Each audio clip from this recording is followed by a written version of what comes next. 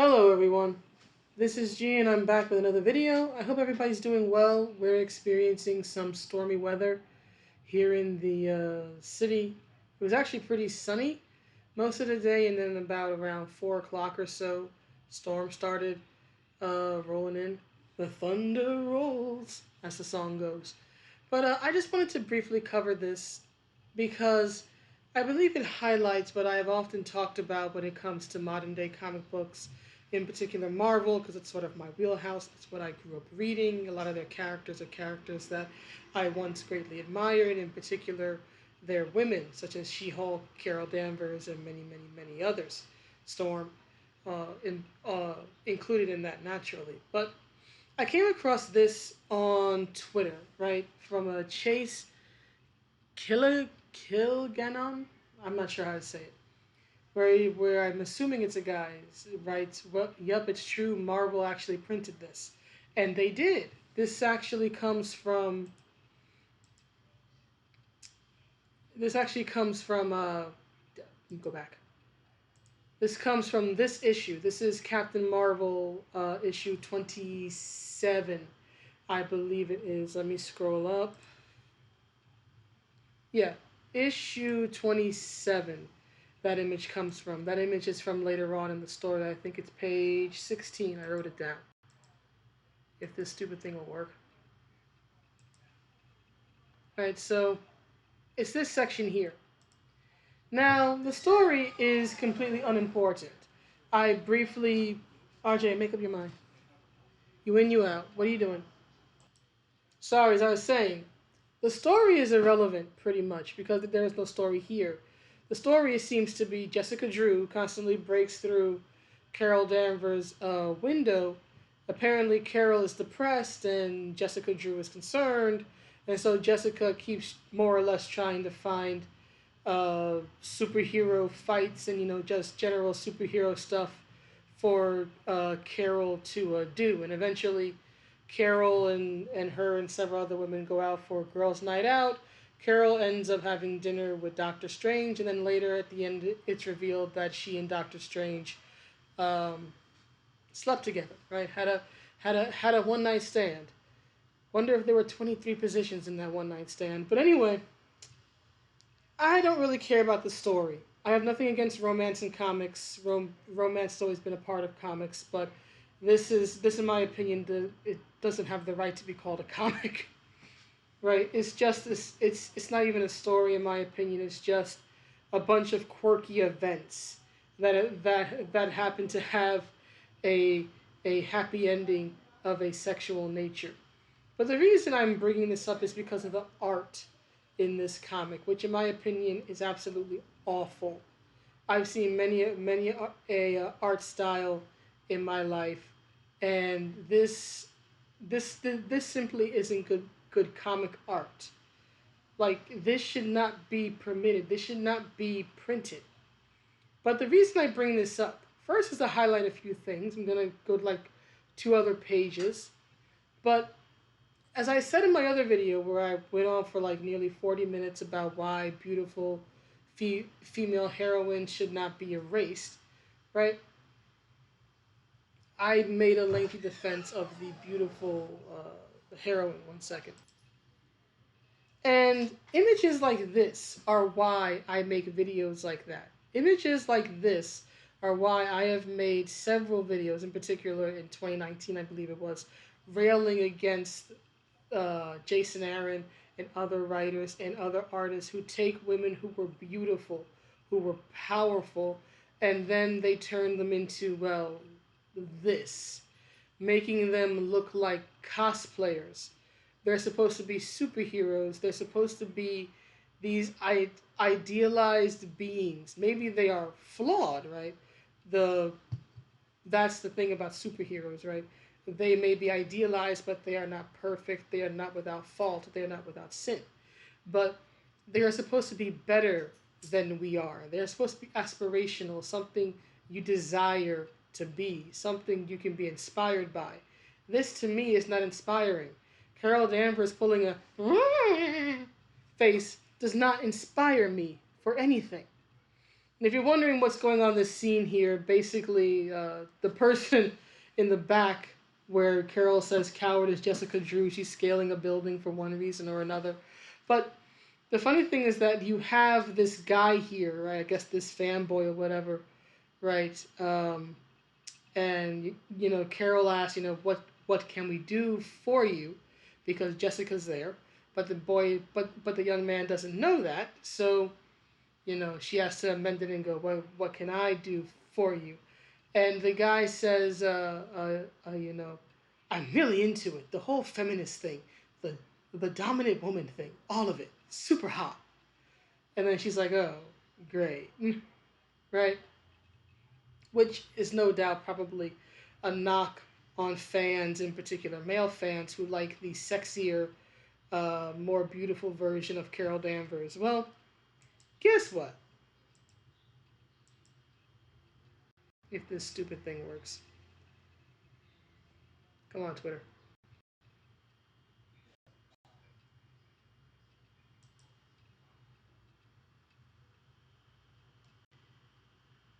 I liked that version of Carol Danvers too. This is from the first issue of the 2006 2000 from it was Brian Reed. Brian Reed was on the Miss Marvel title as a solo series from '06 to 2010. This was during the Civil War storyline. This is from the very first issue. This is like the opening scene. And yes, Carol Danvers, back when she was Miss Marvel, back when she was beautiful and powerful, is casually shoulder pressing a truck over her head. Why is she shoulder pressing a truck over her head? Because she is saving the lives of three young boys who were playing superhero. Who were playing as Spider-Man, Luke Cage, and as one youngster adorably said it, Wolverine! This was who I grew up admiring. This was who I read about as I grew up and grew older. This is the series I revisited and read through all over again about a few years ago when I was trying to really get back into comics. This was what I went to.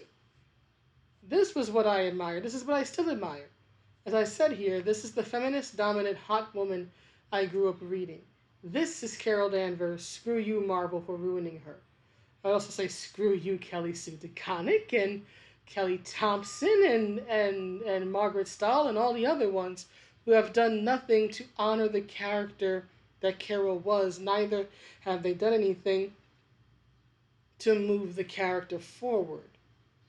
Now, I've made videos ranting about this time and again, so I won't belabor the point. But there are a few images in this comic that, aside from the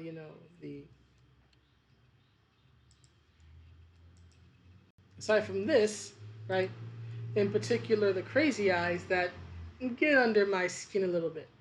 And they're these. So let me go to the first one. The first one is page 4. Let's go to page 4.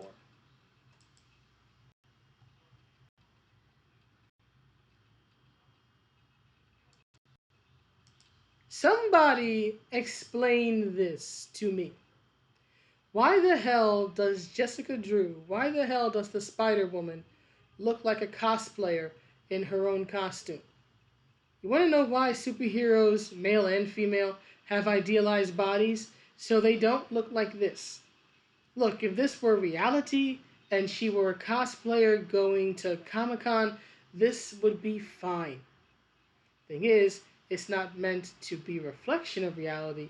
Art is symbolic. And she's supposed to be a superheroine. She should look like a superheroine. She should look like a fit Olympic athlete who happens to be in a funny costume and have funny spider-related powers. She should not in any way look normal. They could have given her, I mean, look, especially here with her backside, right? They could have done much better in the front too. But especially here with the backside. And I don't mean just her butt. Okay, I don't mean just her literal butt. I mean her shoulders, her back. I literally, anybody who has been on this channel a long time knows I've mentioned several times. I grew up watching pro wrestling. I grew up watching bodybuilding, American Gladiators, all types of sports. I know what a fit figure, what a figure that is where a person is working out constantly, right? Where they are at the top of their game, right? What an elite athlete, what they physically look like, what their literal muscles look like. And it's not this. This is the Jessica Drew I grew up with. This was the Jessica Drew who saved Carol Danvers' life. I mean, look at those legs. Look at those legs. That makes me want to get up and do squats. That makes me want to get up and do like 20 squats, right? This is what I grew up with. This is what I would like to see. And this is what Marvel gives me. This is what Marvel gives me. Now, of course, the artist probably could do better, but they're probably not allowed to because if you give her an attractive backside, something you might see on a pro athlete or a bodybuilder or something, well, then you'll be accused of sexism, right? Especially if it's a male artist, you'll be accused of the male gaze, as if women of various types can't appreciate uh, a beautiful, attractive female form, as if men who are not straight can't appreciate a beautiful female form, right? And here's the thing again: if she were a cosplayer, if she were established to be a cosplayer, right, it would be fine, because a cosplay is being a fan. No one expects a fan to be on the same level as the professional, right? It's like expecting me to be in the same shape as a WNBA player, right? I'm a fan of the WNBA, but I'm certainly not a professional athlete. That's not what I do for a living, right? The professional athletes in the WNBA, should look fit. They should look like the professionals they are, right? And that's the thing. That's where I see it here. You have the professional superhero, I guess you could put it, right? Looking like a cosplayer. And there's no reason given here why she should. She isn't pregnant anymore. She's had her child, so it isn't that. There's nothing in the story indicating why she looks normal. You're a superhero. You should never look normal. That's the absolute last thing a superhero should look like. You shouldn't look like you yourself are in cosplay. You should look like a professional, not like a dedicated fan. So that's the first thing. That's page 4. And then I wrote down page 8. So let's look at that.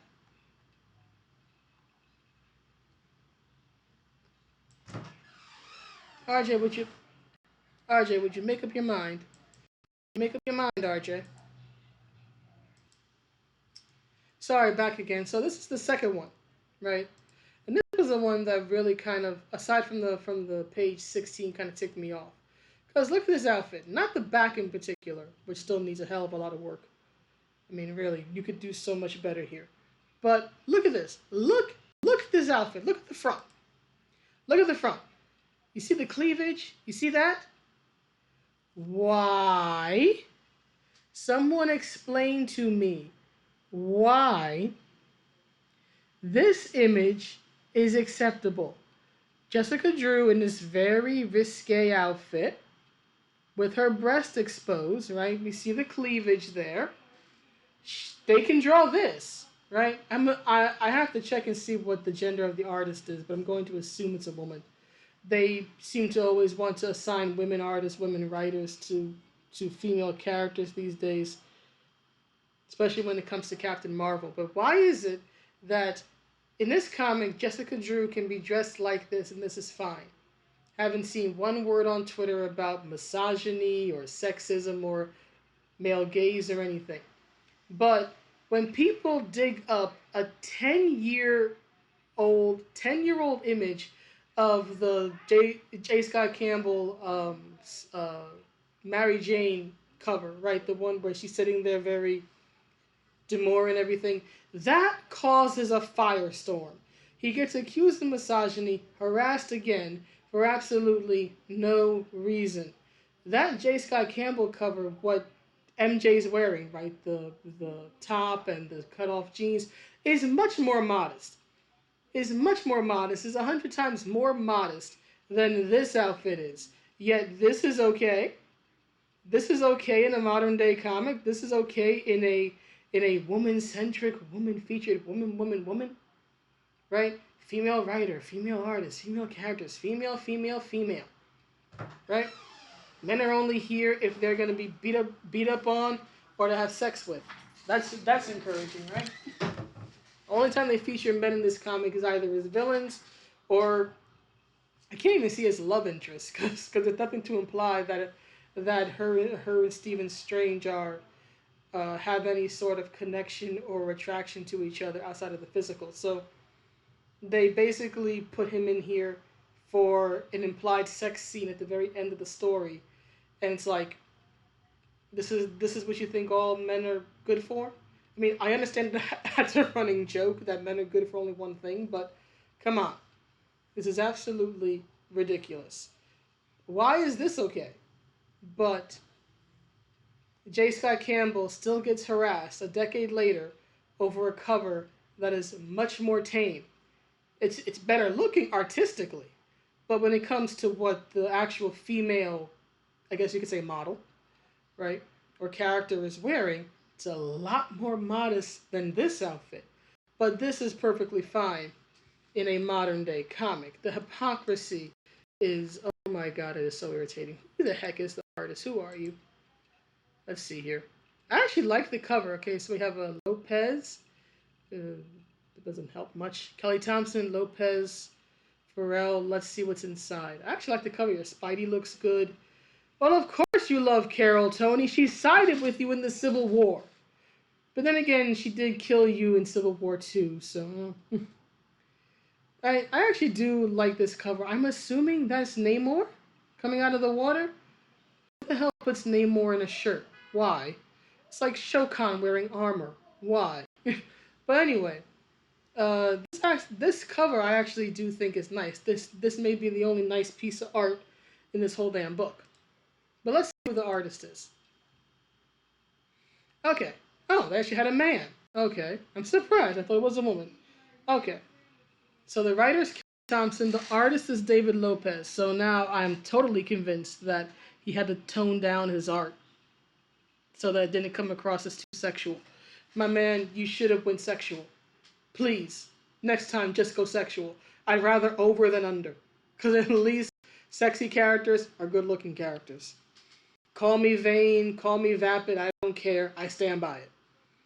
And then you have Triona Farrell as the color artist, and all these other ones. The color artist, sorry for the other one. The cover artist was Marco Cecchetto. Okay. And then the variant covers are Bernard Chang and Stephanie Hans. Okay, fine, whatever. Same editing team that needed to be kicked off like 2 years ago. Sarah Brunstad, Will Moss, Tom Brevoort. Yeah, apparently they don't know how to edit a comic book to make it halfway decent. Because there was no way in hell this should ever pass as even passable standard comic book art, right? But anyway, those were pretty much it. And then it's going back to this image here, right? Again, it's the death of beauty. It's the death of beauty. It's not even just the death of beauty. It's the public murder of beauty, of ideals, of aesthetics in a creative medium noted for its visuals. And we're supposed to be okay with it because we're supposed to find this empowering. Well, you know what? Taste is subjective, but I know that for me, I could never find an image like this empowering. Frightening? Sure. I find it very frightening. Insulting? Most assuredly. I am highly insulted. But I could never ever find something like this empowering. Perhaps there are others out there who can, but I cannot. And this would never get my money. This wouldn't have even gotten my time, which is nearly 20 minutes now, had I not come across that Twitter post. But, come on, load. Here we go. But as I said on the Twitter post, right, when I did the quote tweet, this is the Carol Danvers I grew up with. Beautiful, powerful, sexy, tragic, could save anyone and everyone but herself. Hardworking, had a lot of problems, in particular her drinking, but she refused to let it hold her down. The character's been through a lot of ups and downs. There were a lot of weird and some very offensive storylines back in the 80s. Don't let her near anybody named Marcus. Let's just put it that way. I know that, at least up until now, she was never exactly a premier Marvel female, right? Sort of, being in the shadow of, say, Jean Grey of the X-Men and other characters. But despite all that, I really liked her. And I will continue to like and enjoy this character, the Carol Danvers that used to be. But uh, this abomination, this atrocity that started in 2012 with Kelly Sue DeConnick totally wrecking the character and building her back up to be this over aggressive impersonation of a man and calling it Captain Marvel. And now the assassination of Carol Danvers has continued since. No, I will never accept this. I will never accept this. I will never put money toward this. It's an embarrassment to put time towards this. But I put time toward it to speak out against it. Now, I don't know when Marvel will finally learn their lesson, but until they do, they get what they deserve. Because comic fans are not going to buy this. And the SJW comic fans that they constantly try to appeal to by taking superheroes and trying to make them normal are not going to buy this either. Because either they don't care really for the medium, or guess what? They actually like the standards that they constantly rail against. But anyway, that's the video. Please let me know what you think, and I'll see you all in the next one. Have a good day and night wherever you are. Bye.